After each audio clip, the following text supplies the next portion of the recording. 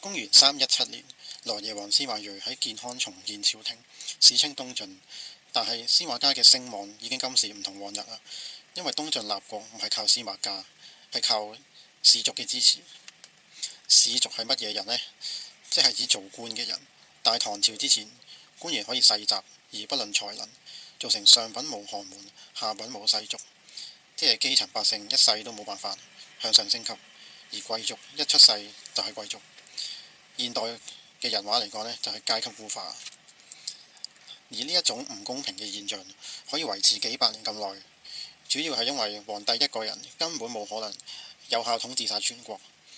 例如孫權嘅吳國、劉備嘅蜀漢，都係得到士族嘅支持先至可以立國，同曹操嘅魏國對抗幾十年。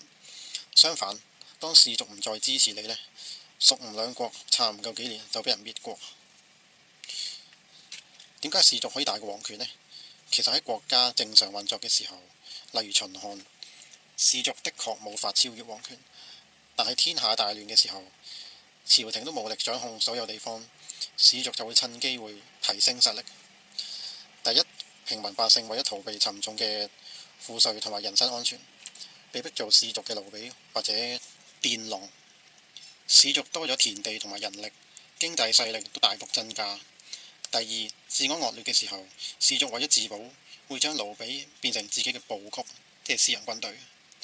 第三，戰亂嘅時候，皇帝依賴士族嘅支持，先至可以坐穩皇位。上集提到嘅司馬睿就係典型例子。問題嚟啦，如果皇帝唔夠強大嘅話，佢只會係一個有名無實嘅傀儡。士族唔支持嘅話呢，隨時可以整死佢。例如吳國嘅孫策屠殺士族，不得人心，最後俾人莫名暗殺。後來孫權吸取教訓，利用聯婚升官討好士族，吳國政權先至開始穩定。咁總括嚟講，士族依靠乜嘢富可敵國呢？就係聲望、人力、財力、官位。如果後三者皇帝都可以俾佢，咁聲望一定係靠自己，因為喺古代個人嘅社會影響力係大於法治嘅。如果你可以令全社會都信任你、依附你，你就係比皇帝更加重要嘅人。上集提到司馬家內戰，引發胡人入侵，連北方都丟失埋。試問你係平民百姓，你仲會唔會相信呢個皇族呢？你肯定唔會。咁信邊個呢？信士族啊！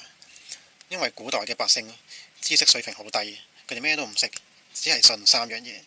第一，覺得做官嘅一定好勁，好勁。第二，你成就好勁。第三，你似英雄豪傑，即係例如你孝順啊、忠誠護主、道德高尚等等，百姓就會信服你。就算唔講百姓，你有呢堆優點，皇帝都需要你去穩住局面，爭取民心。司馬睿當初冇人識佢嘅時候，佢係同皇家一齊做戲，扮晒關係好好，俾班士族百姓見到，連皇家都聽司馬睿之笛，大家先開始接受佢。咁當然啦，個代價就係形成惡性循環，皇帝越依賴士族，士族勢力越大，皇帝又無可奈何。而呢一個玩法呢，就係東晉一朝嘅玩法，史稱門閥政治。